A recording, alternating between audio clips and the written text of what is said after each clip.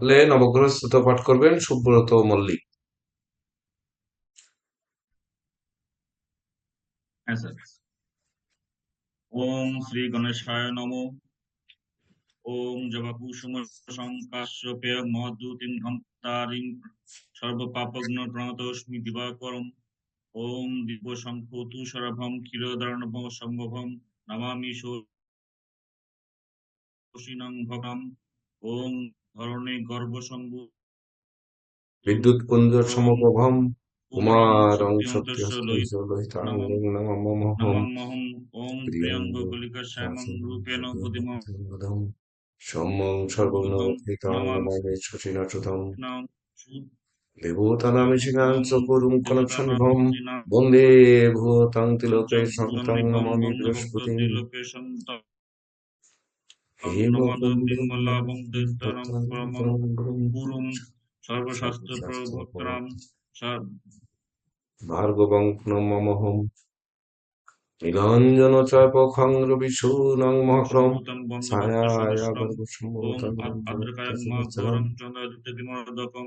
ওম সিংহিকায়ং রৌদ্র সুতং রৌদ্র সুতং তং তং রাহুং পুনমমহম প্রণমহম। ওম বলাহনধূমশঙ্কাः শঙ্কাশং সংসারগ্রহবিমর্দকম বিমর্দকম রৌদ্রোদকম। তকং পুরং ত্রুজং তং তং কেতুং কেতুং প্রণমহম। পুনমমহম। তো সনাতন অ্যাস্ট্রোলজিক্যাল কোচিং সেন্টার অনলাইন উচ্চতর জ্যোতিষ শিক্ষা ক্লাস নাম্বার সম্ভবত 23। কত নাম্বার আমি জানি না, 22 বা 23 এরকম কিছু হবে। তো বিষয় হচ্ছে জ্যোতিষ শাস্ত্রীয় মুক্ত আলোচনা। তো মুক্ত আলোচনা কেন করব? মুক্ত আলোচনা নয়, এর সঙ্গে ক্লাসও হবে, কিন্তু বিষয়টা মুক্ত আলোচনার মধ্যে দিয়ে আমি একটু 10-15 মিনিট একটু কথা বলতে চাই। আমার আজকের কথার একেবারে সর্বপ্রথম কথা হচ্ছে, আমি জীবনে ফুল দেখেছি, ফুলের বাগান দেখেছি, কিন্তু ফুল ফুটতে দেখিনি। জ্যোতিষশাস্ত্রে অনেক জ্যোতিষ দেখেছি, জ্যোতিষের বাগান দেখেছি, জ্যোতিষের সঙ্গে মিশেছি। আমি যত জ্যোতিষের সঙ্গে মিশেছি, এতটা মনে হয় আপনারা কেউ মেশেননি। তো তার ভিতর সেই জ্যোতিষের ফুল ফুটতে কিন্তু আমি কখনো দেখিনি। আমি আশা করেছিলাম সনাতন অ্যাস্ট্রোলজিক্যাল কোচিং সেন্টারের আমার এই শিক্ষার্থীরা হচ্ছে আমার সেই স্বপ্ন পূর্ণ করবে, যেটি আমি দেখব যে ফুল সত্যিকার অর্থে ফোটে। তো সেটি ফোটাতে আমাদের কি দরকার? তার জন্য দেখুন, আপনারা আপনাদের এই সমবেত হওয়ার জন্য ভর্তির বিজ্ঞাপন দিয়ে আমি লক্ষাধিক টাকা খরচ করেছি।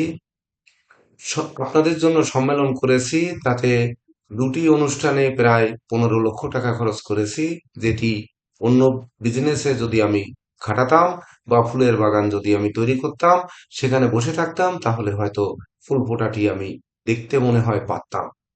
কিন্তু সেদিকেও আমি নজর দেইনি। আমি চেয়েছি আপনাদের ভিতর দিয়ে ফুল ফুটে উঠুক। যে আমরা আজও পর্যন্ত আমরা এই উচ্চতর ব্যাচের ক্লাস নিয়মিত করতে পারি না। অনেক ক্ষেত্রে বাধা বিপত্তি হয় এবং সেটি আপনাদের উপস্থিতিটাও আমি পাই না। অত্যন্ত দুঃখ ভারাক্রান্ত মনে আমার বলতে হয়, দুজনের মেসেজ আমাকে চোখে জল এনে দিয়েছে যে ইনাদের নিয়েই তো আমি স্বপ্ন দেখেছিলাম, কিন্তু সেই স্বপ্ন আজ বিলীন হয়ে যাবে। শেষ চেষ্টা আরেকবার করে দেখি।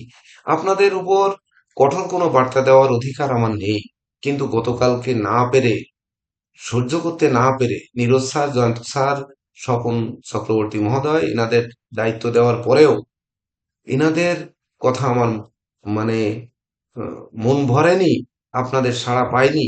তারপর আমি সর্বশেষ এই কথা বলতে বাধ্য হয়েছি। দেখুন, যদি জ্যোতিষের ফুল ফোটা দেখতে হয়, তাহলে জ্যোতিষের উৎপত্তি কোথায় আর জ্যোতিষের নিষ্পত্তি কোথায়? নিষ্পত্তি যদি না দেখা যায়, ফুল ছিঁড়ে এনে আমরা দেখি বা ফুলের বাগানে গিয়ে দেখি, কিন্তু সেই নিষ্পত্তির জায়গা কিন্তু আমরা দেখি না। ফুল এনে আমরা কেউ গলায় মালা তৈরি করি, কেউ পূজায় দেই, কেউ দেখা যাচ্ছে ফ্যাশনের জন্য চুলের খোঁপায় দেই, কিন্তু সেই ফুলের যে কোথায় গিয়ে নিষ্পত্তি হয় সেটা আমরা জানি না। সেই নিষ্পত্তি কিন্তু মানব জীবনের উপরে এই ফুলের নিষ্পত্তিটা হয়। ফুল ফোটে এবং সে সুবাস ছড়ায়, এটা আমরা জানি। এমনকি সেখান থেকে মৌমাছিরা মধু সংগ্রহ করে। এমনকি সেই মধু সংগ্রহ করে সেই ফুলের গোড়ায় যদি ব্যাঙ বসে থাকে, তো ব্যাঙটি কিন্তু সেই ফুলের সুবাস বা ফুলের মধুটি কিন্তু পায় না। তো আমি ব্যাঙের থেকেও মানে বেশি লাফিয়ে অনেক নিচে নিচে নেমে গেছি। তার জন্য আমি আসলে ভাষা খুঁজে পাচ্ছি না যে কিভাবে আপনাদের সামনে আমি ক্লাস নিয়ে দাঁড়াবো। কি ঐতিহ্য জ্যোতিষশাস্ত্রের সেটি আমরা এখনো জানতে পারিনি। আমরা কি পেরেছি আসলে ফুলের ঐতিহ্য জানতে? যদি জানতে পারি তাহলে আমরা বলতে পারবো যে আমরা জ্যোতিষশাস্ত্রের ঐতিহ্য জেনেছি। এমনকি মানুষের উপরকার যে প্রভাব, শুধু আপনারা বলেন মেষ রাশিতে এই প্রভাব হবে, বৃষ রাশিতে এই প্রভাব হবে, মিথুন রাশিতে এই প্রভাব হবে, বা এই গ্রহের এই প্রভাব হবে। কি প্রভাব আমরা শিখেছি? কতটা শিখেছি? যদি শিখে থাকেন তাহলে আপনারা প্রত্যেকেই ফুল ফোটা দেখেছেন, শুধু আমি দেখতে পাইনি, তার জন্য আমি দৌড়াচ্ছি। এমনকি কোন গ্রহ কোন দিকে ফল দেয় সেটি কি আমরা জেনে মানব জীবনে প্রয়োগ করে দেখেছি? সেটা দেখা শিখেছি। এমনকি একই বাঁশ ঝাড়ে হচ্ছে, কেউ কিন্তু শ্মশানের খুঁটি হচ্ছে, আর কেউ ফুলের সাজি হচ্ছে। কেন একই বাঁশ ফুলের সাজি হচ্ছে? একই গর্ভে জন্মগ্রহণ করা জাতক বা জাতিকা সে কেন অভাবী হচ্ছে? কেন সে একজন ধনী হচ্ছে? কেন মস্ত বড় ব্যক্তিত্ব হচ্ছে, মস্ত বড় স্বভাব চরিত্রের মানুষ হচ্ছে, আবার কেউ আমার মতো রূঢ় আচরণকারী মানুষ হচ্ছে? এটি কেন হচ্ছে? আবার কর্মের দুনিয়ায় এখন যত প্রকার কর্মের বিভেদ হচ্ছে, যত প্রকার শিক্ষার বিভেদ হচ্ছে, সেই যে বিভেদগুলো, সেগুলো কি জ্যোতিষশাস্ত্রের ভিতর রয়েছে? সেটি গবেষণা করে উদ্ঘাটন করা যদি আমরা না করাতে পারি, তাহলে কি আমরা ফুল ফোটা দেখতে পারবো? এটি আপনাদের কাছে প্রশ্ন। দেখুন, আমরা শুধু বলি 12টি ঘর, 12টি গৃহ নিয়ে আমরা জ্যোতিষশাস্ত্র গবেষণা করি। এই 12টি ঘরের শুধু যে কয়টি সাবজেক্ট আমরা জানি, সেই কয়টি সাবজেক্টই পর্যন্ত কোনো ক্যালকুলেটর দুনিয়ার বুকে আবিষ্কার হয়নি যে সেই কয়টি বিষয়কে শুধু গুণিতক করে কোনো ক্যালকুলেটরে ধরানো যায়। তাহলে সেটির আমরা কতটুকু শিখেছি? আমি বা কতটুকু শিখেছি? আমি কিন্তু প্রথমেই বলেছি আমি শিখতে পারিনি। এমনকি গ্রহ নক্ষত্র দেখে তার যে ফল, ফলটা কি হয় আমরা বলি, আসলে ফল আমরা কি মিলিয়ে কতটা দেখেছি? এমনকি আমরা বলি আমরা অষ্টোত্তরী দশা বিচার করি, বিংশোত্তরী দশা বিচার করি, প্লাস আরো 18 প্রকার দশা রয়েছে, সেই দশাগুলো বিচার করি। এমনকি একটি চার্ট নয়, আমরা 16টি চার্ট বিচার করি। আমরা বলি D1, D2, D6। আমার প্রাথমিক ব্যাচের শিক্ষার্থীরা D7 চার্ট পর্যন্ত নিয়ে আলোচনা করেন। তাহলে আমি যেটি বলতে চাই, ডি চার্ট কি আলাদা একটি সাবজেক্ট, নাকি মাদার অ্যাস্ট্রোলজির সাবজেক্ট থেকেই তৈরি হয় সেই D1, D2, D3 বা D4 দিয়ে D16 পর্যন্ত? যদি হয় তাহলে সেই মাদার অ্যাস্ট্রোলজিটি আমরা শিখেছি কিনা? যদি শিখে থাকি তাহলে আমরা কিন্তু শিখবো, যে জানবো যে সত্যিকার অর্থে আমাদের আর শিক্ষার প্রয়োজন নেই। আমরা ফুলের গাছ রোপণ করে ফেলেছি, এখন ওখানে ফুল ফুটবে, মধুও দেবে, এমনকি ফুলের সুবাসও দেবে। আমরা ফুল পূজায়ও ব্যবহার করব, মালায়ও ব্যবহার করব, আবার আমাদের সৌন্দর্যের জন্য আমরা খোঁপায়ও ব্যবহার করব। তাছাড়া পূর্বজন্মের কর্মফল একমাত্র জ্যোতিষশাস্ত্রই উদ্ঘাটন করে, যেটি বিজ্ঞান আজ পর্যন্ত আবিষ্কার করতে পারেনি। তাহলে পূর্বজন্মের কর্মফল মানি আর না মানি, এটি কি আমরা সাজিয়ে দেখেছি কখনো? যে সাজিয়ে দেখে তার কোনো ঘ্রাণ কি আমরা নিতে পেরেছি আদৌ জ্যোতিষশাস্ত্র দিয়ে? তাহলে আমরা কোথায় যাচ্ছি? আবার ভাগ্য, আমরা বলি ভাগ্য, আবার কেউ বলে কর্মফল। যদি কর্মফলই হয়, তাহলে আমি বারবার বলেছি সবাই কর্মফল কর্ম করে।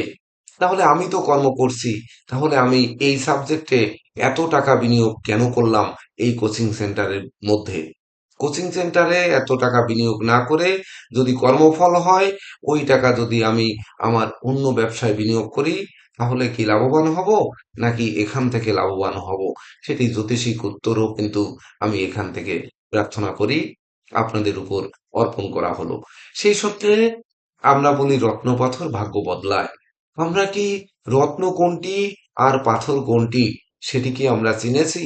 সেটির প্রয়োগ কৌশল, সেটির মান, সেটির ওজন, সেটির ব্যবহার বিধি সেটি কিভাবে আমাদের মানব জীবনে কল্যাণ সাধিত হতে পারে সেটিকে আমরা শিখেছি।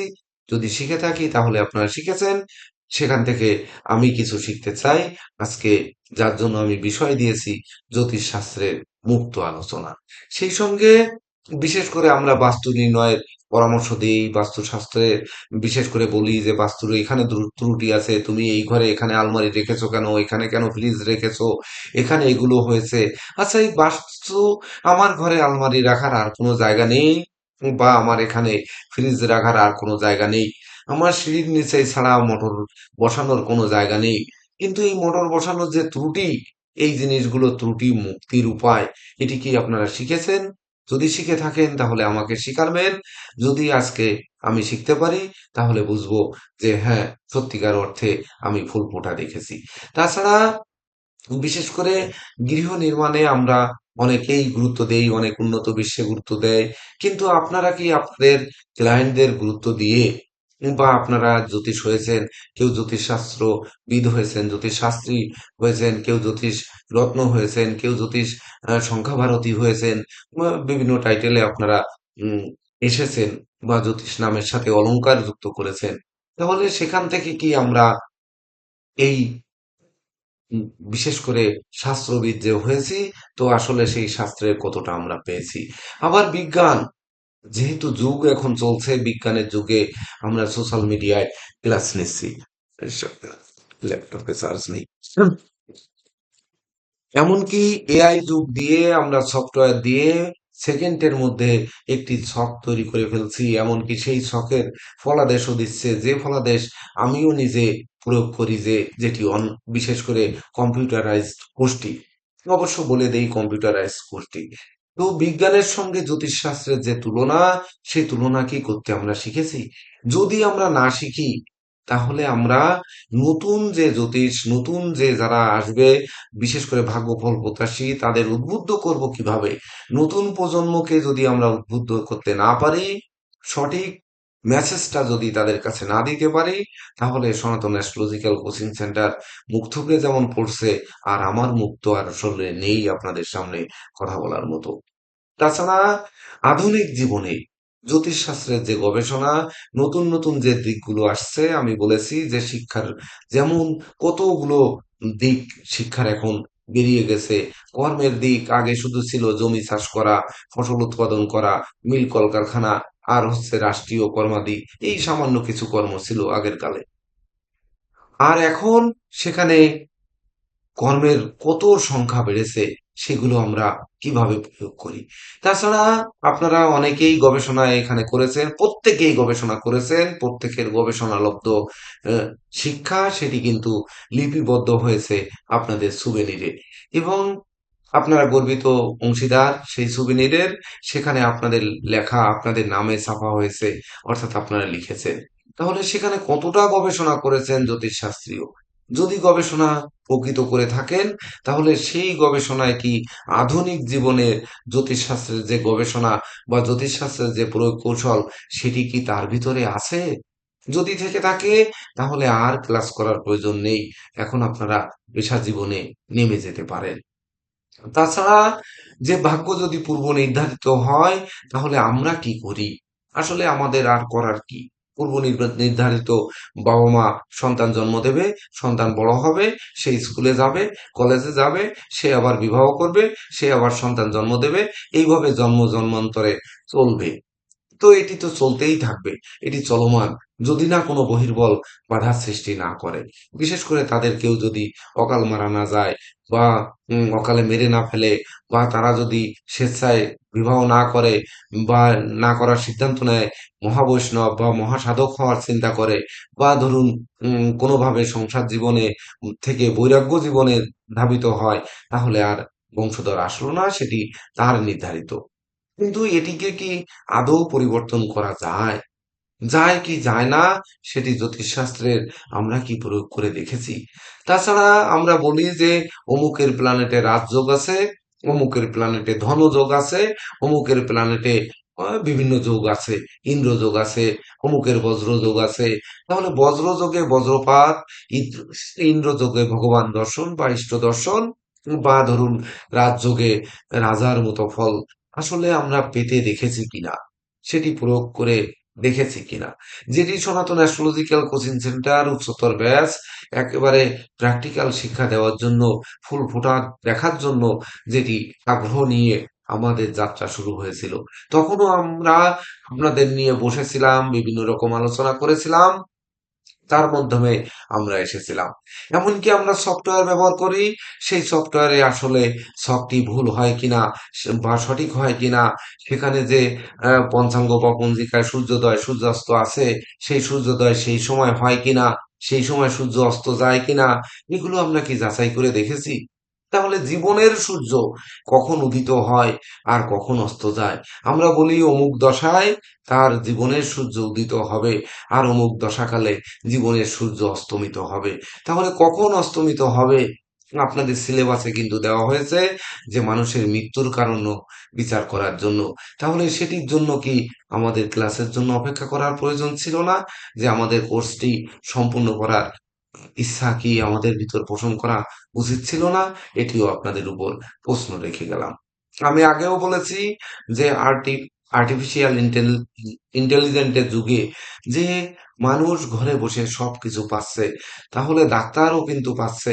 আমি গত পরশুদিন শরীয়তপুর যাওয়ার সময় আমি একটি লাইভ দিয়েছিলাম, সেখানে আমি বলেছিলাম যে দেখুন, এখানে প্রত্যেকটা ইজি বাইকের পিছনে ডাক্তার, ইঞ্জিনিয়ার, বিভিন্ন ফার্ম, বিভিন্ন শিক্ষা, সব বিজ্ঞাপন দেওয়া রয়েছে।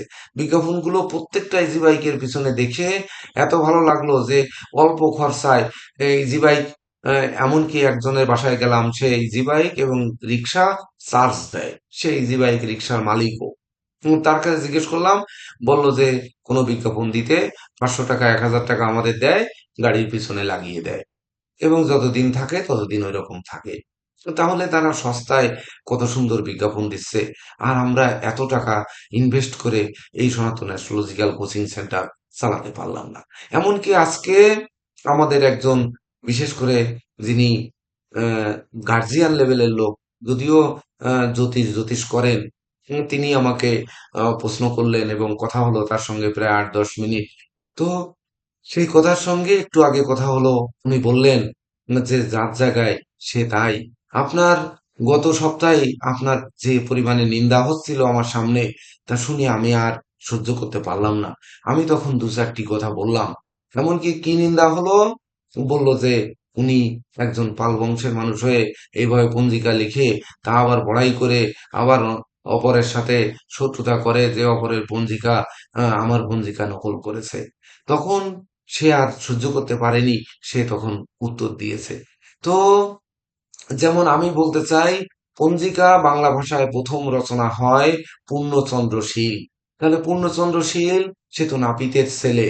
তাহলে সে কি আমাদের আচার্য মুখার্জি ব্যানার্জি ভট্টাচার্য ছিলেন, নাকি আহ, সে শীল তো শীল নামেই আছেন?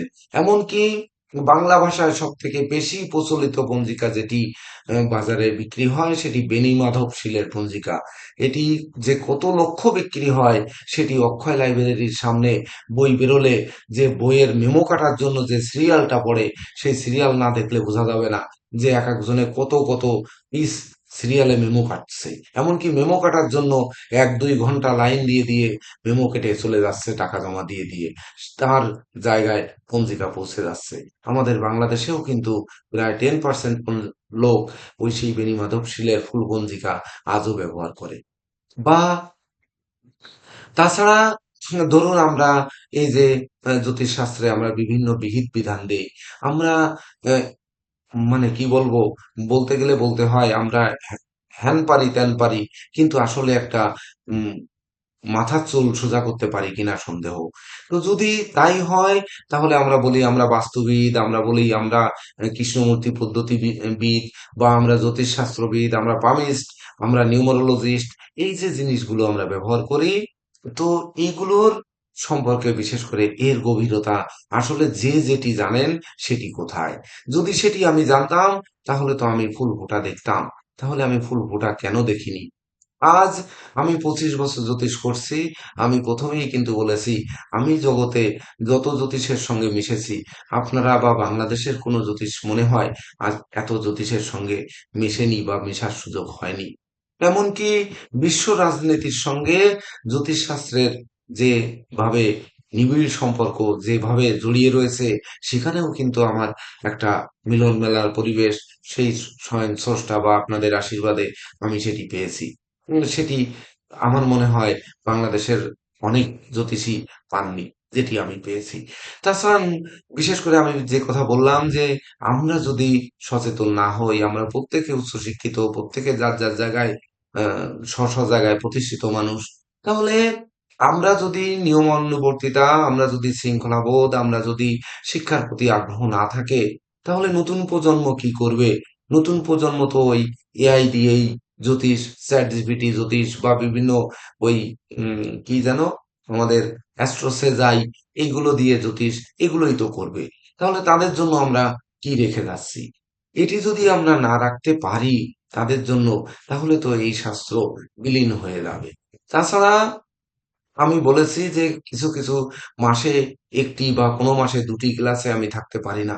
তার জন্য জেকে দেব স্যারকে আমরা স্যার নিয়োগ দিয়েছি।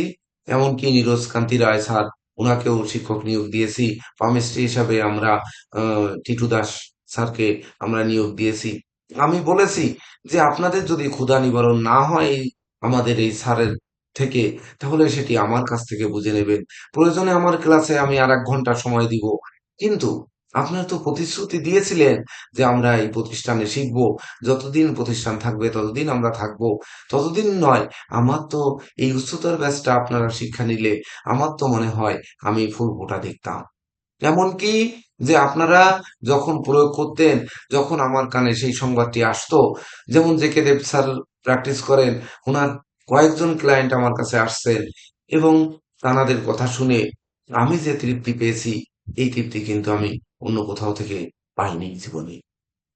তো এটিই তো হচ্ছে আমার সেই ফুল ফোটা দেখা। আমি কি ফুল ফোটা দেখার জন্য আপনাদের বাড়িতে গিয়ে বসে থেকে দেখবো? কোনোদিন তা দেখবো না।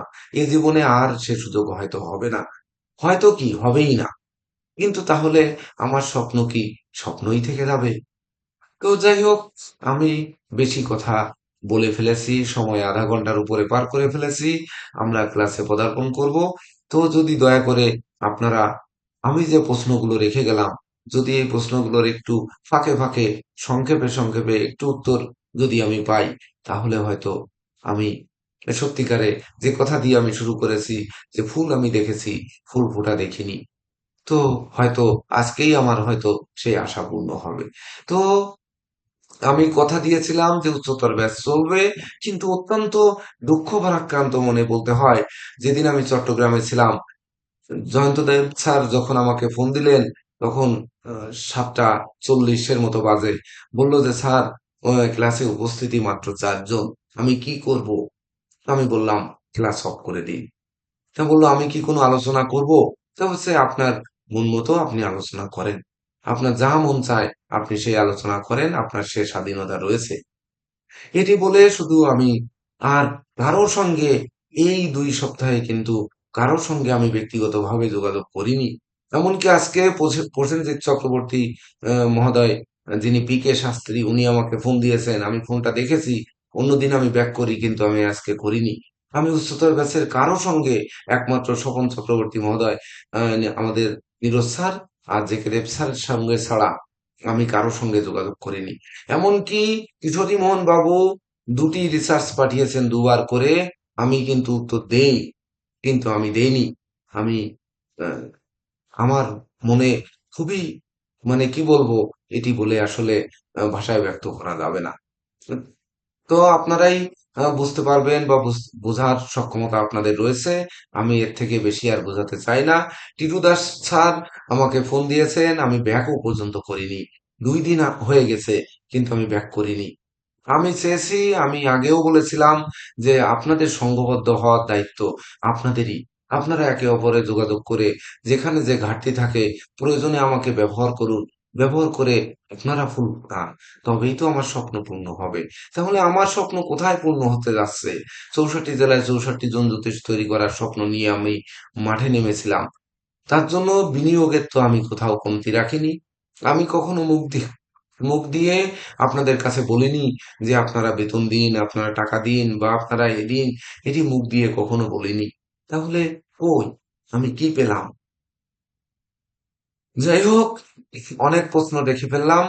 আমি আর প্রশ্ন না রাখি। তো আপনারা আম, ক্লাসের ভিতর দিয়ে আজ যেহেতু একটু মুক্ত আলোচনা, তার মধ্য দিয়েই শিক্ষণীয় আলোচনাই কিন্তু মুক্ত আলোচনার মধ্যে হবে, শিক্ষার বাইরে নয়। তো যদি এর ভিতরে কেউ বলতে চান, তাহলে স্বেচ্ছায় আপনারা বলতে পারেন যে আমি ভুল বললাম না সঠিক বললাম। সরাসরি বলতে পারেন, প্রয়োজনে এই ভিডিও রেকর্ড হলেও এটি আমরা পাবলিক করব না, আমরা প্রয়োজনে এটাকে স্টপ করে রাখবো। প্রয়োজনে আপনারা যদি বলেন, মতামত দেন, তাহলে এটি গ্রুপেও আমরা দিব না যে এটি শুধু এখান থেকেই ডিলিট করে দেওয়া হবে। তো গুরুজি স্যার আমি আমি একটু বলতে চাই। আচ্ছা হ্যাঁ সুবর্ণ নীরজ বলেন। স্যার বলেন। হ্যাঁ নীরজ স্যার বলেন বলেন স্যার, আচ্ছা আপনি বলেন। আমি গুরুজির দুই একটা কথার সাথে দ্বিমত করবো বলতে, অতি স্বপ্ন প্রত্যাশী মানুষ আমাদের গুরুজি। স্বপ্ন দেখতে দেখতে দেখতে দেখতে দেখতে দেখতে কিভাবে নিজেকে নিঃশেষ করা যায়, উনি সেটার দ্বার প্রান্তে আছেন এখন। এই উচ্চতর দেশটা নিয়ে অনেক কথা হয়েছে, অনেকবার কত রিকোয়েস্ট, কত ভাবে আমরা সবার মতামত আদায় করার চেষ্টা করেছি। সবাই বলছে থাকবো থাকবো থাকবো, কিন্তু শেষ পর্যন্ত দেখা যায় গুরুজি দুই একদিন দুই একটা ক্লাসে এসে মন খারাপ করছেন, ওনার সাথে যখন আমার ব্যক্তিগত কথা বলছে, আমি বলছি যে স্যার, যারা আপনার সাথে কথা রাখে না তাদের নিয়ে আপনি এত স্বপ্ন কেন দেখেন, আর মনে মনে এত ব্যথা কেন আপনি পান? আজকে যারা এই যে বিগত ক্লাস, আজকে আপনারা দেখলাম যে ক্লাসের পরপরই আপনারা সব গ্রুপে একদম একেবারে শেষ করে ফেলতেছেন কথাবার্তা বললা। সবাই বলতেছেন আমি থাকবো আমি থাকবো এই থাকবো। এই যে পিকে সাক্ষী আজকে কতদিন পর দেখলাম ওনাকে। কোথায় ছিলেন উনি এতদিন? অনির্বাণ দেব, আপনি তো হারিয়ে গেছিলেন, আজকেও জয়েন করছেন। ওই দিন তো আপনি তো বলছেন আপনি থাকবেন, আজকে কটার সময় জয়েন করছেন আপনি? আমার কাছে সবার টাইম নোট করা আছে। দেবদাস কার্জি একটু আগে জয়েন করছেন। তাহলে এই যে আপনারা কথা দেন কথা রাখেন না, আপনারা জানেন আপনাদের কি পরিমাণ ক্ষতি করতেছেন? আপনারা তো সবাই অ্যাস্ট্রোলজার, সবাই অ্যাস্ট্রোলজার, সবাই গুরুজির স্বপ্নকে বাস্তবায়ন করবেন, কিন্তু কি করবেন? আজকে যদি ইন্ডিয়ার মতো একটা জায়গায় পয়সা দিয়ে শিখতেন তাহলে বুঝতেন, টাকা নিত অ্যাডভান্স, আর ভিডিও রেকর্ডিং পাঠাইতো, ওইটা শিখতেন। তারপর বুঝতেন যে ওইখানে পড়াশোনা কতটুকু হয় আর কিভাবে কতটুকু শেখায়। ফ্রি ক্লাস পাচ্ছেন, ফ্রি জুম পাচ্ছেন, গুরুজির সাথে যথেষ্ট পরিমাণ। ওইখানে একটা বেশি দুইটা প্রশ্ন করা যায় না, এখানে এত ঘনিষ্ঠ আলোচনা করা যায়। তারপরেও আমরা সময় মতো উপস্থিত হয় না। আরে ভাই, আপনার যদি সময় না থাকে আপনি আসবেন না, আপনি বলে দেন। মিথ্যা আশ্বাস কেন দিবেন? কেন মিথ্যা আশ্বাস দিবেন? আপনি নিজেকে প্রতারিত করতেছেন মিথ্যা আশ্বাস দিয়ে। আপনি এই প্রতিষ্ঠানের সাথে প্রতারণা করতেছেন মিথ্যা আশ্বাস দিয়ে। এই প্রতিষ্ঠানকে আপনি বারবার একটা মানুষকে স্বপ্ন দেখাচ্ছেন আর বারবার তার মনে ব্যথা দিচ্ছেন কেন? আপনি অনেক বড় অ্যাস্ট্রোলজার হইতে পারেন, আগে আপনার চরিত্র ঠিক করেন। এখানে যারা জয়ন্ত স্যার ক্লাস নেন, আমি যে সময় দেয়, আমিও কিন্তু নিজে একটা চাকরি করি। আপনারা গতকালকে ক্লাসের ব্যাপারে যে আমি বলি, আমি কিন্তু এক জায়গায় বেড়াতে গেছিলাম গুরুজির কাছ থেকে অনুমতি নিয়ে। যখন দেখলাম গুরুজি নোটিশ দিয়ে দিচ্ছেন যে আজকে ক্লাস হবে, আমি ওইখানে থাকি না, আমি চলে আসি। কারণ আমি জানি একটা দিন গুরুজির সঙ্গ মিস করা মানে আমার অনেক কিছু মিস করা। আমি বলি সবাই আপনারা আত্মপ্রতারণায় মগ্ন, নিজেরা অনেক কিছু বড় বাবা শুরু করে দিচ্ছেন। হইতে পারেন ভাই, আমার গালিগালাজ করেন, কোনো সমস্যা নাই। আমিও ডক্টর কেসিপালের একমাত্র শিষ্য। উনিও কিভাবে এই স্ট্রাগল করতে করতে এই জায়গায় আসছেন, উনিও কিভাবে একটা সমস্যার বিরুদ্ধে কিভাবে লড়াই করে যাচ্ছেন, সেটা ওনার কাছে যে আমি বুঝতে পারছি ওনার লড়াইটা কোথায়। আর আপনারা কোন জায়গায় লড়াই করতেছেন? আপনারা সময় দিতে পারেন না। সময় দিতে বলবেন যে I am sorry, sorry to say আমি পারবো না সময় দিতে, আপনি ক্ষমা চেয়ে নিবেন। আপনাকে তো কেউ জোর করে আটকে রাখতেছেন না। আপনি বলতেছেন 7টার সময় আসবেন, 7টার সময় কে কে আসছেন আমার এই মোবাইলে রেকর্ড করা আছে। তারপরে কে কে জয়েন করছেন, কয়টার সময় জয়েন করছেন, আমার মোবাইলে রেকর্ড করা আছে। কারণ আমি আজকে দেখবো গুরুজি যে বলছেন যে যে আসবে সে অনুপস্থিত বলে গণ্য হবে। এই 7 জন আর 8 জন নিয়ে গুরুজি ক্লাস তৈরি করবেন, বর্তমান সময় চলছেন। যদি বলেন তো বুকে হাত দিয়ে কে পেমেন্ট করতেছেন? আপনারা একটা মানুষকে লোজার করতে করতে করতে করতে আর কত করবেন? ভাই নিজের বিবেক বলতে তো একটা জিনিস আছে, উনি তো একটা স্বপ্ন দেখছে, এই স্বপ্নটাকে তো এগিয়ে নেওয়ার দায়িত্ব আমাদের। তা আমরা যদি না পারি আমরা নীরবে চলে যাব, তাহলে কেন বারবার তাকে স্বপ্ন দেখাবো, কেন বারবার তাকে স্বপ্ন দেখাবো? আমি অনুরোধ করতেছি, আপনারা আর স্বপ্ন দেখায় না, মিথ্যা স্বপ্ন দেখায় না। যদি পারেন, যদি পারেন আজকেও যারা লেটে দেরি করছেন, যারা ভিডিও অন করতে পারেন না, ভাই আপনার এত প্রবলেম থাকলে আপনি কেন আসবেন ভাই? আপনার আসার কি দরকার? আপনাকে তো জোর করে কেউ ধরে রাখেনি। এত প্রবলেম করে তো আপনাকে কেউ আসতে বলেনি। গুরুজি ডক্টর কেসিপালও বলেননি ভাই আপনার প্রবলেম থাকলে আপনি এখানে আসেন। উনি তো সবাইকে নিজের পরিবারের সদস্য ভাবেন, নিজের সন্তানের মতো ভাবেন, নিজের ছোট ভাইদের মতো ভাবেন। এর চেয়ে বড় ভাবনা একটা প্রতিষ্ঠান প্রধান আর কি ভাবতে পারেন? আর আওয়াজের সময় বড় বড় আওয়াজ দিবেন, কাজের সময় একদম ফাঁকা, এটা তো হয় না। এইভাবে একটা প্রতিষ্ঠান চলতে পারে? আর কি হোক আর না হোক, আমিও নিজে একটা প্রতিষ্ঠানে চাকরি করি। এখানে আহ, আমি তো শুধুমাত্র এই যে আমাদের এই কি ভাই, আবুল হোসেন ভাই, উনি একটা প্রতিষ্ঠান প্রধান ছিলেন, এখনই একটা প্রতিষ্ঠানের প্রধান হিসেবে উনি হোল্ড করেন। ওনাকে কোনদিন টাইম কিল করতে আমি দেখি নাই। শুধুমাত্র এই রোজার সময় উনি কোনো না কোনো ব্যবসা, ওনাকে আমি কোনদিন টাইম কিল করতে দেখি নাই। সবাই তো যার যার একটা প্রতিষ্ঠানে চাকরি করেন, তাহলে আপনার সেই প্রাতিষ্ঠানিক আচরণটা কোথায়? আমি আপনাদের কাছে হাত জোর করে বলতেছি, গুরুজিকে আর মিথ্যা স্বপ্ন দিবেন দেখাবেন না, মিথ্যা আশ্বাস দিবেন না। যদি মিথ্যা আশ্বাস দেন, সেই প্রতারণার ফল কিন্তু আপনি পাবেন। আমি আর কিছু বলতে চাই না, আমার কথাবার্তা কঠোর হয়ে যাচ্ছে। গুরুজি আমাকে ফোন দিয়েছিলেন, আমি বলছি আমি কিন্তু গুরুজি কথা কথা কথা বলবো। আমি আমি ওনার কাছে আগে অনুমতি নিয়ে নিচ্ছি, আমি কথা কথা বলবো। দেখুন, কড়া বলার পারলে আমাকে দরকার ক্ষমা নেই স্যার। করবেন, না পারলে ক্ষমা না স্যার, করবেন। কড়া নয়, কড়া বলার কিছু নয়। উনাদের আশ্বাসেই তো, দেখুন, আজ আমাদের সংগঠন করার জন্য উনরাই তো, আপনারাই তো আমাকে নামিয়েছেন। আমি বলবো আপনারা সঙ্গে না থাকলে তো আমি এটি করতে যেতাম না। তাহলে সেটি করতে গিয়ে একমাত্র স্বপন চক্রবর্তী মহোদয় উনি জানেন যে আমি চট্টগ্রামে একবার ফেল মারেছি, কত টাকা নষ্ট করেছি সেখানে। তারপরে আবার সেটি দিয়ে আমরা সেটি তদন্ত রিপোর্ট পেয়েছি, সেটি গেছে, এমনকি প্রক্রিয়াধীন রয়েছে, সেটির জন্য চেষ্টা করতেছি। তাহলে সেটি আপনারা জানেন যে ব্যক্তিগতভাবে মেসেজ দেওয়া হয়েছে, আপনাদের নিয়ে এই কমিটি গঠন করা হয়েছে, আপনাদের যার যার স্থানে রাখা হয়েছে, আপনাদের সেখানে অফিসিয়াল কাগজের জন্য এই সুভেনির তৈরি করে আপনাদের পরিচিতি সেখানে ছাপানো হয়েছে। যে পরিচিতির ধৈর্য মানে ধরে উনরা যাচাই বাছাই করে তারপরে হয়তো আমাদের এই সংগঠনটি দিবেন, যেটি আমরা, আপনারা বারবার বলেছেন যে আমরা কোচিং সেন্টার আর দেখতে চাই না, আমরা একাডেমি দেখতে চাই। সেই একাডেমি দেখতে গিয়ে বিশেষ করে সেই সম্মেলন করা হলো একাডেমি দেখবো বিধায়। সেই সম্মেলনে আপনারাই তো উদ্বোধন করেছেন সংগঠনের নাম। এমনকি সেই উদ্বোধনের যাত্রা ধরে তারপরে কত কাজ তারপরে ছিল, এটি সিরিয়াল অনুযায়ী আপনারা না দেখলে আসলে বুঝতে পারবেন না।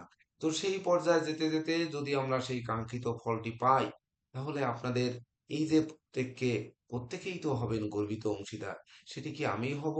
তাহলে আপনারা কি এই আশাটা আমাকে সত্য আশা দিয়েছিলেন, নাকি আপনাদের এই আশাটা ছিল মানে শুধুমাত্র আমাকে আর্থিকভাবে দুর্বল করে দেওয়ার ইচ্ছা ছিল?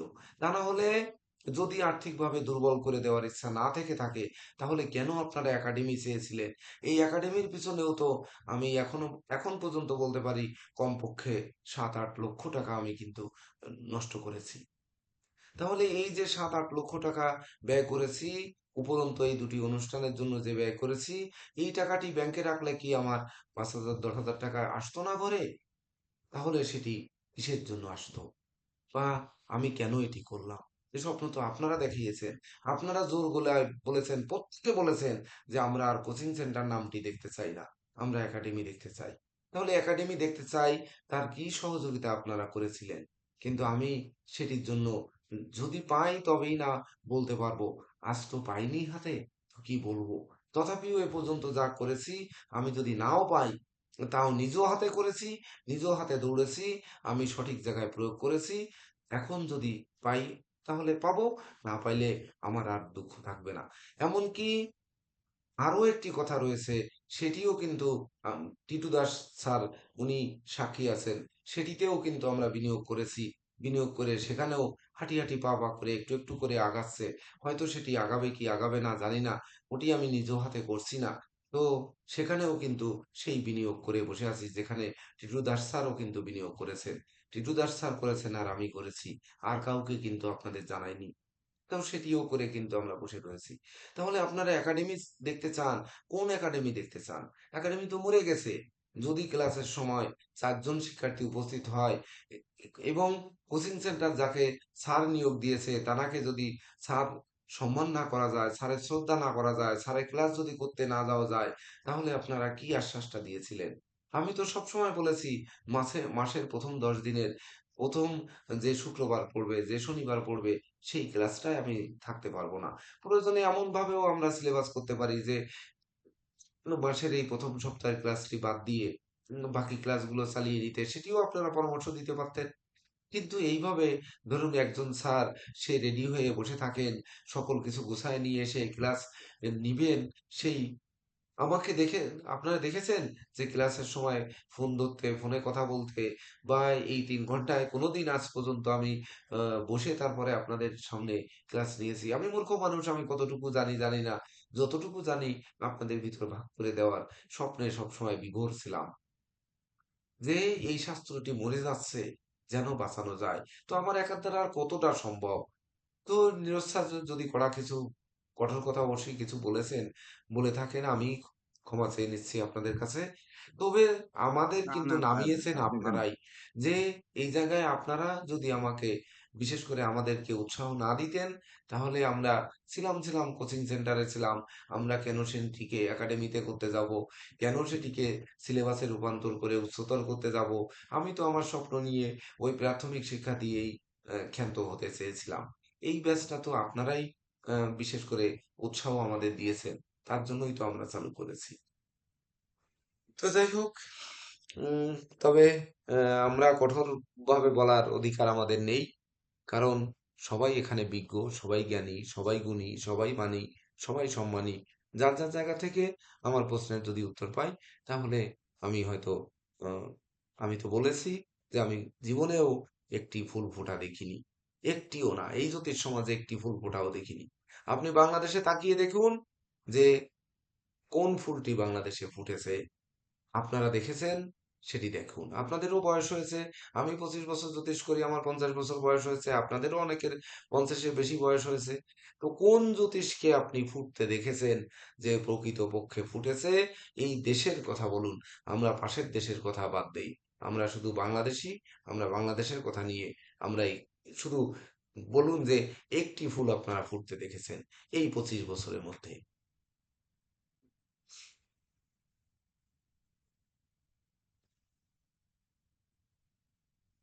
স্যার, আমি একটু কথা বলতে চাই।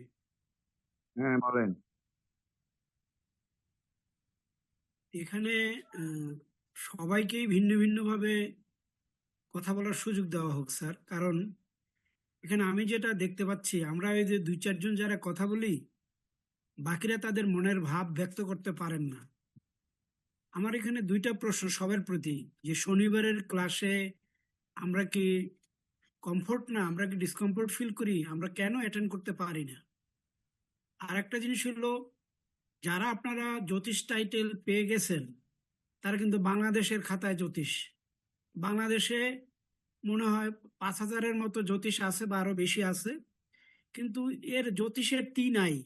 আর কি আছে আমি জানি না, আমি অতটা বুঝিও না, এই জন্য আমি এই জ্যোতিষের ব্যাপারে অত কমেন্টস করি না। কিন্তু যতটুকু বোঝার চেষ্টা করি বা মানুষের সাথে কথা বলি, এ কিন্তু 18 আনাই ফাঁকা। মানে দুই চারটা ওই চটি বই পইরা পইরা পাথর একটা বসাই দিলাম, এই দিলাম সেই দিলাম, মাসে ভালো ইনকাম হচ্ছে, বেশ ছড়াইয়ে গেছে। কিন্তু স্যার যে আদর্শের কথা বলছেন, যে সত্যিকার জ্যোতিষের মাহাত্ম্যের কথা বলছেন, যদি সেই জিনিসের প্রতি আমাদের কারো কোনো আগ্রহ থাকে, অনুগ্রহ করে সবাই এই পার্টিসিপেশনে অংশগ্রহণ করি। কারণ স্যার যে কথাটা বলছেন, আপনারা কিন্তু দেখেন, বিরাট একটা আমাদের দাবির জন্য স্যার এই একাডেমিতে গেছেন, এবং একাডেমিকে প্রতিষ্ঠা দেওয়ার জন্য বিশাল একটা খরচ কিন্তু একাডেমির যে প্রধান, যে স্বপ্নদর্শী, সে কিন্তু এটা ব্যয় করে ফেলেছে। আমাদের এখানে অন্তর থেকে দায়িত্বটা আনেন। শুধুমাত্র সার্টিফিকেট নেওয়ার জন্য আমি মনে করি না এটা দরকার আছে। এআই দিয়ে বানাইলে একটা বানাই নেন, আপনি মাস্টার্স করে ফেলছেন, কেউ এটা ভেরিফিকেশন করতে আসবে না, কারণ এর কোনো বোর্ড নাই যে ভেরিফিকেশন করতে আসবে। কিন্তু সত্যিকার অর্থে জ্যোতিষের প্রতি যদি অনুগ্রহ থাকে এবং আমরা এই আমাদের একাডেমিকে যদি ভুল পথে পরিচালিত করা না থাকি, সবাই মতামত দেন। স্যার ক্লাস শুরু করার আগে আমরা এখানে 12-14 জন আছি, সবার একটু অন্তর্নিহিত কথা নেন স্যার, তাহলে সুবিধা হবে। আমি অনুরোধ করে আমি রাখছি, আমি পরে কথা বলবো। ঠিক আছে। তাহলে মতামত নেন, যেটাই আবুল হোসেন সাহেব বলেছেন আমি এটি মেনে নিলাম। আপনারা এক এক করে মতামত দিন। দেবদাস কাজী মহোদয়, আপনি একটু ভিডিও অন করুন। পিকে শাস্ত্রী, আপনাকেও ভিডিও অন করতে বলা হচ্ছে, আপনি ভিডিও অন করুন। স্যার আমার একটা সংযোজন আছে স্যার এটার সাথে, আবুল হোসেন ভাইয়ের সাথে। সেটা হচ্ছে আমাদের প্রত্যেকটা ক্লাসের তো একটা মার্জিন থাকে, যে আমার এতজন স্টুডেন্ট হলে আমি ক্লাস চালু রাখবো, নয়তো আমি রাখবো না। সেটা একটা মার্জিন করবেন, হয় 10, নয় 5, নয় 12। এই মার্জিন যদি ঠিক থাকে, এই মার্জিনটা ধরেই স্যার আগাইতে হবে। যদি আমি 10 জন, আপনি মার্জিন ধরলেন, উপস্থিতির সময় দেখা গেল 5 জন, তখন তার মার্জিন ঠিক হইল না। এই মার্জিনটা ধরে রাখা সবসময় সম্ভব কিনা, এটা স্যার চিন্তায় আনতে হবে। কারণ আমি জানি শনিবারে ক্লাস করতে গেলে আপনার কতটুকু কষ্ট হয়, জয়ন্ত স্যার কিভাবে সময় দেন, আমার আমার সব জানা আছে। যারা সময় দেন সবাই তো শেখার জন্য সময় দেন, কিন্তু এই সময়টাকে অন্তত সবার জন্য নষ্ট করে, ওয়েস্ট করে কোনো লাভ হবে না। লাভ যদি করতে হয় সবার লাভ হবে, আর যদি লাভ না হয় কারোর লাভ কারোর লস, এটা হবে না। আমি জানি যে ব্যক্তি মাত্র 15 মিনিটে 1000 টাকা রোজগার করতে পারেন, তিনি 3 ঘন্টা সময় দাঁড়িয়ে 7টা থেকে 10টা পর্যন্ত ক্লাস করলে 7টা থেকে ক্লাস 10টায় যায়, 10:30টায় যায়। আমরা এমনও দেখছি, আপনারা আমার ক্ষমা করবেন, আমি আজকে বলতে বাধ্য হচ্ছি, এমনও দেখছি আমাদের ক্লাসের প্রথম দিকে কোনো আলোচনা নেই, ঠিক 9টা বাজলো, এমন আলোচনা শুরু হইলো সেই ক্লাস 11টায় চলে যায়। তো এইভাবে মার্জিন রেখে একটা সুন্দর সুস্থ একটা ফ্রেমের ভিতরে যদি তার ক্লাসটা উচ্চতর ক্লাস থেকে নিয়ে যাওয়া যায়, বা এটা সমৃদ্ধ করতে গেলে আর কি করা যায়, যদি কারোর কাছে প্রস্তাব আছে, এটা সংযোজন করার আমি অনুরোধ রাখতেছি স্যার সবার কাছে। না স্যার, আমি ক্লিয়ার কথা শুনতে চাই আজকে। কেননা দেখুন, আপনারাই কিন্তু একাডেমি দেখতে চেয়েছেন বিধায় কেউ সভাপতি, কেউ সেক্রেটারি, কেউ সহ সেক্রেটারি, কেউ অর্থ সম্পাদক, কেউ এই রকম পদ আপনাদের দিয়ে আমাদের সেটি রাখতে হয়েছে। তো আজ যদি আমি এখানে দেখি যে আপনারা শিক্ষার্থী নন, এমনকি যদি সমাজ দেখে যে এখানে শিক্ষার্থী নন, অমুকের নাম এই দেওয়া রয়েছে, এই প্রতিষ্ঠানের সঙ্গে উনি সম্পৃক্ত নন, তাহলে এই নামটি আমি কেন প্রয়োগ করব? এই প্রয়োগ করাতে আমি কি মানুষের কাছে হেয় প্রতিপন্ন হব না, যে উনি এই সনাতন অ্যাস্ট্রোলজিক্যাল কোচিং সেন্টারের শিক্ষার্থী নয়, বা এই একাডেমির উনি এই পদে পদ বহন করে না, অথচ আমরা নাম দিয়ে রেখেছি, অথচ আপনাদের অনুমতি সাপেক্ষে কিন্তু নাম দিয়েছি। নাম দেওয়ার সময় কিন্তু আমরা প্রত্যেক সুবিনিরে নাম দেওয়ার সময় প্রত্যেকের সঙ্গে ব্যক্তিগতভাবে কথা বলে তারপরে নিয়েছি, যাদের সংগঠনের নাম দিয়েছি তাদের সাথেও কথা বলে তারপরে নাম দিয়েছি। এমনকি নাম দেওয়ার আগে যদি কারোর সাথে কথা না বলেছি, সেটি ধরে নিয়েছি যে উনি তো আমারই লোক, তো আমি দিব এখানে নাম, তাতে কি বা হয়েছে। আমি হয়তো যেমন সাধন বাবুর সঙ্গে আমি আলোচনা করিনি, কিন্তু আবুল হোসেন সাহেবের অন্তরঙ্গ মানুষ সাধন বাবু, তার জন্য ধরে নিয়েছি। আবুল হোসেন সাহেবকে বলেছি যে ঢাকার দায়িত্ব কিন্তু আপনাকেই নিতে হবে। তাহলে দায়িত্বে আমি কোথায় রেখেছি, সেটি তো আমি, আমার অধিকার ছিল কি ছিল না, আপনারা দিয়েছেন কি দেননি, কিন্তু আমি তো এটি রেখেছি আমার মনে করে। কিন্তু এই যে আমার মনে করে আমি রাখলাম, আসলে আমি কালকে বা রাত পোহালে যদি আমাদের সেটি হয়, পাই, তাহলে আমরা কি জবাব দিব যে উনি তো এখানে নেই, উনার নামটা তো এখানে নেই, কেন আমি এখানে নামটি ইনক্লুড করলাম? আপনাদের ব্যক্তিগতভাবে মেসেজ দিয়ে দিয়েও জানিয়ে দেওয়া হয়েছে, আপনাদের সঙ্গে কিন্তু যোগাযোগ করতে পারেন। প্রত্যেকের তথ্য কিন্তু নিয়েছে, আপনারা জানেন কি জানেন না জানি না, প্রত্যেকের তথ্য কিন্তু নিয়েছে এবং আমার সঙ্গে আলাপ হয়েছে। আপনারা কেউ উপলব্ধি করতে পেরেছেন কিনা আপনারাই জানেন। আপনাদের কাছে কিন্তু ফোন গেছে এবং কথা হয়েছে, এটা তানরাই কিন্তু প্রমাণ দিয়ে দিতে পারবে, এবং সে পেপারস কিন্তু প্রমাণ দিয়ে দেবে যে হ্যাঁ আপনাদের সঙ্গে কথা হয়েছে এবং কত মিনিট কথা হয়েছে, আপনাদের পরিচয় সঠিক আছে কিনা সেটি কিন্তু যাচাই বাছাই হয়েছে। তাহলে সেটি হওয়ার পরে এখন আমরা দেখব যে আসলে আপনারা নেই, তাহলে এটি আমরা এ দুঃখ কোথায় রাখবো? এবং এই যে ফলস নাম প্রয়োগ করার দায়ে বা আপনাদের অনুমতির বাইরে এই নাম প্রয়োগ করার দায়ে আমি তো ফেরারি আসামি হব, তখন আমাকে কে আর মুক্ত করবে? তাহলে কেন আমি এদিকে যাব? তো আমাদের যেহেতু আমি ভেবেছিলাম আপনাদের স্বেচ্ছায় আপনারা যে যা মন চায় তাই বলবেন, তারপরে আমরা সিদ্ধান্ত নিব। স্যার আমি বলবো তো স্যার একটু। আবুল হোসেন সাহেব যেহেতু বললেন যে সবার মতামত নেওয়া উচিত, তাহলে আমরা সিরিয়াল অনুযায়ী সবার মতামতই নেই।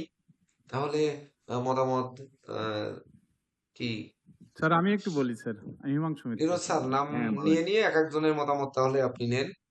উম, বলুন হিমাংশু বাবু। তারপরে সিরিয়াল অনুযায়ী জানার মতামত নেন, তার নামগুলো একটু লিখে লিখে ফেলবেন যে ডাইনে একটু মতামতে ইয়েস অর নো মানে কি ধরনের সংক্ষিপ্ত একটু দিয়ে রাখবেন। সেই কয়জন নাম নিয়ে আমরা পরবর্তী চিন্তা চেতনা করবো আর কি। নমস্কার স্যার। নমস্কার। উচ্চতর ব্যাচের সাথে যারা আমরা সংশ্লিষ্ট আছি সবাইকে ভালোবাসা এবং শুভেচ্ছা জানিয়ে আমি দুটো একটা কথা বলছি।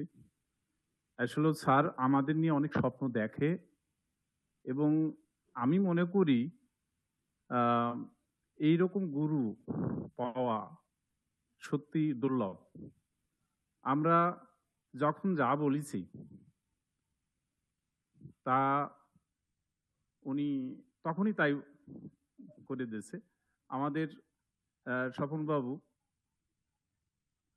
মানে স্যারকে যা বলেছে যে এখনই সম্মেলন করতে হবে, এখন তখনই করে দিয়েছে। এবং স্যার আমার মনে হয় একমাত্র গুরু যে আমাদের নিয়ে ভাবে এবং আমরা যা চাই তার থেকে অধিক দেয়, কিন্তু সেই জায়গাটা আমরা এগুলি ধরে রাখতে পারছি না। কেমন যে আমরা নিয়মিত ক্লাস করি না, আমরা সময় মতো ক্লাসে উপস্থিত হয় না এবং আমরা সেই অনুশীলনটা করি না। তা এই এই যে স্যার বলল সেদিন আমি ছিলাম, গত যে ক্লাসটা হলো না, আমি ছিলাম, সুব্রত বাবু ছিল, সুভাষ দা ছিল, এরকম কয়েকজন আমরা ছিলাম। কিন্তু জয়ন্ত স্যার যে যখন দেখলো উনি খুব কষ্ট পেয়েছে যে আমরা যেহেতু এত প্রাথমিক ব্যাচ না, আমরা তো সবাই সবার জায়গা থেকে এখন পরিপূর্ণ একটা মানুষ হয়ে গেছি, আমরা জ্যোতিষ শাস্ত্রী পাইছি, সবাই এক একজন জ্যোতিষ। তা কেন এরকম? আমি ক্লাস নেব না, আমি স্যারকে জানাই। সত্যি তারপরে স্যার জানাইছে, আমরা অনেক অনুরোধ করছি, কিন্তু স্যারের কথার ভিতর সত্যি তার দুঃখ সে প্রকাশ করছে। গুরুজি খুব কষ্ট পাইছে। এটা আসলে আমাদের তরফ থেকে এটা আমি আশা করি না, আসলে আমরা সবাই কেউ আশা করি না যে আমাদের কারণে আমাদের গুরুজি কষ্ট পাক, কারণ তার অবদান আমরা কেউ অস্বীকার করতে পারবো না এবং এরকম গুরু কেউ পাবে না। আমি তো মনে করি যে আমাদের যে গুরু, আমি তো ইন্ডিয়াতে দেখেছে, আমি দেখছি তারা শুধু ক্লাসই নেয়। আপনার ক্লাস প্রশ্ন করার কোনো সুযোগ নেই, প্রশ্ন করার কোনো সুযোগ নেই। তারপরে আপনার কোনো পরীক্ষা হবে না, কিছু না, শুধুমাত্র সার্টিফিকেট দিয়ে দেবে। আর গুরুজি এই যে আমাদের প্রায় আমরা তো অনেক যেই এই সিনিয়র ব্যাচে যা করছি, কখনো তো উনি মুখ দিয়ে বলে নাই যে আপনারা টাকা দেন, আমার টাকার প্রয়োজন, কিংবা আপনাদের এই টাকা না দিলে আমি ক্লাসটা বন্ধ করে দেব। এই এই এই ধরনের কোনো কথাবার্তা উনি বলে নাই। কিন্তু কেন আমরা আমরা ওই সস্তায় পাচ্ছি, মনে করি যে আমরা ক্লাসে ঢুকবো, একটু নিয়ম মাফিক হয়ে গেছে। কিন্তু আমাদের এটা না। আমরা যদি সত্যিকারের আমাদের গুরুদেরকে ভালোবাসি, আমাদের নিজেকে ভালোবাসি, আমরা যদি নিজেকে গড়তে চাই, স্যারের মান সম্মান রাখতে চাই, কিংবা আমাদের আমরা যদি ভবিষ্যতে একজন ভালো জ্যোতিষ হতে চাই কিংবা একজন ভালো মানুষ হতে চাই, তাহলেও তাহলে আমাদের গুরুর কথা শুনতেই হবে। তা আমি বলি যে আমি সবারকেই অনুরোধ করি এবং আমি নিজেকেই আমি বলছি যে আমি নিয়মিত ক্লাস করব এবং ক্লাসের 15 মিনিট আগেই জয়েন করব এবং গুরুজি যে পরামর্শ দেন, যে আদেশ দেন, তা যেন আমরা সবাই পালন করি এবং আমি নিজেও করব। এই অনুরোধ রেখেই আমার সংক্ষিপ্ত বক্তব্য আমি শেষ করছি। ধন্যবাদ। হরে কৃষ্ণ।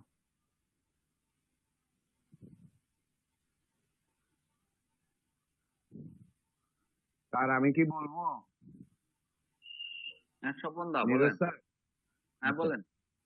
হ্যাঁ, প্রথমে স্যারকে প্রণাম জানাচ্ছি, জয়ন্ত স্যার এবং নীরজ স্যারকে জানাচ্ছি, প্রণাম জানাচ্ছি। আহ, এখানে কি স্যার আমি একটু জানতে চাচ্ছিলাম, জয়ন্ত স্যার কি আছে স্যার? আছেন আছেন আছেন আছেন। আছেন আচ্ছা, আচ্ছা, আচ্ছা, হ্যাঁ, আছি ঠিক আছে স্যার। স্যার আমি বেশ খুশি হয়েছি আপনি আসাতে। তো আমি প্রথমে যেটা বলতে চাচ্ছিলাম সেটা হচ্ছে যে যে ছাত্র উচ্চতর বেসের সবাইকে পরিবারের সদস্য হিসাবে মনে করেন, নাম্বার ওয়ান। আর নাম্বার টু, স্যার কিন্তু আমাকে কিছু বলে নাই, নীরজ স্যারও বলে নাই, জয়ন্ত স্যারও আমাকে কোনো কিছু বলে নাই, কিন্তু আমি বিবেকের তাড়নায় একটা লেখা লিখেছি এবং মোটামুটি সবাইকে আপনার ফোন করেছি। আমি হৃদয়ে স্যারেরা যে আঘাত পেয়েছে সেটা আমি অনুভব করেছি। এখন পরবর্তী যে কথাগুলো আমি বলবো সে কথাগুলো শুধু জয়ন্ত স্যারকে নিয়ে। আমি জয়ন্ত স্যারের প্রতি দৃষ্টি আকর্ষণ করে বলছি যে ব্যক্তিগতভাবে বা অনুরোধ করছি যে আপনি হলেন স্যারের অনুমোদন প্রাপ্ত এবং আশীর্বাদ প্রাপ্ত একজন শিক্ষক। আপনি যা জানেন তার 10 ভাগ বা 20 ভাগ হয়তো আমরা জেনেছি। আপনার কাছ থেকে কিন্তু অনেক কিছু শেখার আছে। আমি বয়সে বড় হলেও শিক্ষার দিক থেকে আমি আপনার ছাত্র। আপনি স্যারকে যেমন ফেলে দিবেন না, আমাদেরকেও ছেড়ে যাবেন না। আমরা ভুল করতে পারি ছাত্র হিসাবে, কিন্তু আপনি তো শিক্ষক, তাই আপনি ক্ষমা সুন্দর দৃষ্টি দিয়ে আমাদেরকে এমন কিছু শেখাবেন যা আপনাকে স্মরণীয় করে রাখবে। শিক্ষক শাসন করবে, শিক্ষক ছাত্রকে শাসন না করলে সেই ছাত্র শিখতে পারবে না। এটাই প্রকৃতির নিয়ম। হয়তো হাতে গোনা একজন বা দুইজন আপনাকে ভালো লাগতে না পারে, কিন্তু তাই বলে বাকি সবাই যে আপনাকে ভালোবাসে না তাই নয়। তাই আমি আপনাকে অনুরোধ করব যে আপনি উদার মনে আমাদেরকে দেখবেন এবং আমাদেরকে ছেড়ে যাবেন না, আমাদেরকে শিখাবেন, এই আশা রাখছি। আর স্যার কেন আমাদেরকে আপনার মানে আমাদের কাছে ক্ষমা চাইবে, এটা হচ্ছে আমার কাছে একেবারে খুব লজ্জাজনক বিষয় লাগে। এটার জন্য আমি দুঃখিত, লজ্জিত। এবং আমি সর্বশেষ কথা দিচ্ছি, আমি প্রতি শনিবারে নিয়মিত থাকবো, উপস্থিত থাকবো, এই বলে আমি আমার কথা এখানে রাখছি। ধন্যবাদ সবাইকে।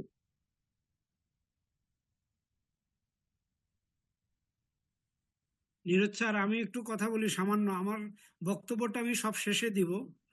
হ্যাঁ আপনি যদি বলেন বলেন। অনুমতি দেন আমি কথাটা বলি সবার জন্য আর কি। হ্যাঁ বলেন অবশ্যই। আমি আমার সহপাঠীদের কাছে অনুরোধ করতেছি, সবাই শিক্ষকদের খুব প্রশংসা করি। প্রশংসা করার দরকার নাই, আমরা তিরস্কার যাই। কোন স্যারের কি প্রবলেম, কেন ক্লাসে আসতেছি না, সবাই স্যারদের কাছে ফুল আগাই দেই, কিন্তু সেই ফুলটা তো কেউ ধারণ করি না। আজকে যেমন গ্যালারি পরিষ্কার, সবাই উপস্থিত, নর্মালি তো এর 50%ও থাকে না। তাই ওই স্যারদের প্রতি কৃতজ্ঞতা জানাই। সেটা হলো যদি আমি পড়াশোনা করি, ক্লাস করি, ভালো রেসপন্স করি, তাহলে কৃতজ্ঞতাটা এমনিতেই আসবে। একটু তিরস্কার করি না, কোথায় কোথায় কি সমস্যা হয়, আমার মানে গ্যাপটা কোথায়, আমি কেন পারতেছি না সেইটা একটু বলেন। আমার অনেক দুঃখ আছে স্যারদের প্রতি, অনেক মানে চাহিদার ঘাটতি আছে, যেটা মনে হচ্ছে যে স্যাররা ঠিক মতো দিতে পারতেছে না। আপনারাও কিছু বলেন। আমি রাখছি, এটা সবার কাছে এইটা জানতে চাই, কেউ আর প্রশংসা করেন না। হুম অসংখ্য ধন্যবাদ। তো বলেন এরপরে কি বলবেন? সুন্দর স্যার, আমি বলবো স্যার একটু। বলুন। নমস্কার। স্যার আমি আহ, যেমনটি আবুল হোসেন ভাই বলছিলেন যে স্যারদের আসলে গ্যাপ, আমি বলবো স্যার নীরজ স্যারের কাছে স্যার আমি ছোট্ট একটা অনুরোধ করবো স্যার, যে গ্যাপটা আমি বুঝতে চিন্তা করি, যেটা হচ্ছে যে প্রতিদিন ক্লাসে যারা আসে প্রত্যেকের ওই বিষয় ধরে, ক্লাসের নাম ধরে তার উপস্থিতির টাইমটা স্যার আপনি একটু গ্রুপে দিয়ে দেবেন স্যার। কারণ স্যার আমি প্রত্যেকদিন মানে গতদিন লাস্ট, মানে গত যে লাস্ট ক্লাসটা গেল জয়ন্ত স্যারের, আমি আসলে মানে স্যারের অবস্থা দেখে আমি নিজেই খুব মানে কি বলবো, আমার কাছে খুব কষ্ট হচ্ছিল যে আমরা চারজন, আমরা তিনজন, চারজন ছিলাম, তারপরে দেখা গেল যে কোনো এক সময় তিনজন। আমি প্রত্যেকদিন চেষ্টা করি, আমি একদম টাইমলি আসার চেষ্টা করি। আর যেমনটি অন্যরাও বলছিলেন যে আমি সারা কাজ থাকলে সব কাজ বাদ দিয়ে আমি আসলে এই ক্লাসটাকে খুব ভালোভাবে প্রাধান্য দিই, কারণ ক্লাসের মধ্যে যতটুকু আমি শিখতে পারি এটা আমার জন্য অনেক বড় কিছু। আমি নিজে নিজে নিজে বাসায় প্র্যাকটিস করি যে খুব অল্প অল্প করে, কিন্তু ক্লাসে থাকলে পরে এটা অনেক ভালোভাবে শেখা যায়, মানে এটাকে নিয়মিত অর্জন করা যায়। তো আমি আপনার কাছে স্যার অনুরোধ যে ক্লাসের বিষয় উল্লেখ করে, নাম এবং ডেট উল্লেখ করে যে কে কে উপস্থিত ছিল এবং কোন সময় উপস্থিত ছিল, কে কোন সময় উপস্থিত ছিল, এইটা রেগুলার একটু দিয়ে দেবেন। তাহলে পরে সবাই দেখবে যে এই এই কয়জন নিয়মিত উপস্থিত হয়। আর যদি কখনো কেউ উপস্থিত না হয়, আপনি তো আগেই বলছিলেন স্যার একটা যে ওই যে গ্রুপে দিয়ে দেওয়া, লিস্ট একটা দরখাস্ত মতো করে দিয়ে দেওয়া যে আমি এই কারণে উপস্থিত থাকতে পারবো না, এটা আগে থেকে জানানো। আসলে আমাদের আমিও আমার কাছে খারাপ লাগে যখন দেখি যে কোন এক যে আমি কথা বলি না তারপর আমি ক্লাসে আসি, কিন্তু অনেকে কথা বলে তারা ক্লাসে আসে না। বর্তমানে যে স্যার যেমনটি বলছিলেন যে চ্যাট জিপিটি বা এআই এর যুগ, আর্টিফিশিয়াল এর যুগ, এই আর্টিফিশিয়াল চ্যাট জিপিটি এইটা স্যার আমি অনেক আগের থেকে ব্যবহার করি, কিন্তু স্যার আমি দেখছি স্যার যে এটা কিন্তু সঠিক উত্তর দেয় না। আর্টিফিশিয়াল চ্যাট জিপিটি সেই উত্তরগুলো দেয় যেগুলো মানুষ দিয়ে রাখছে গ্রুপে, বিভিন্ন বিভিন্ন সময় অনলাইনে দিয়ে রাখছে, সেখান থেকে সে হিসাব করে করে দেয়। কিন্তু জ্যোতিষশাস্ত্র স্যার এমন একটা বিষয়, যে বিষয়টা আসলে একজন মানুষকে দেখে চ্যাট মানে চ্যাট জিপিটি তো আর আমাকে দেখতে পায় না। চ্যাট জিপিটি আমার মানে আমার শারীরিক গঠন, আমার অবয়ব, আমার মানে আমার আমার একটা মানে আমার একটা লেখা ছিল যে হাতের নখ দিয়ে, তো চ্যাট জিপিটি আমার নখ দেখতে পায় না।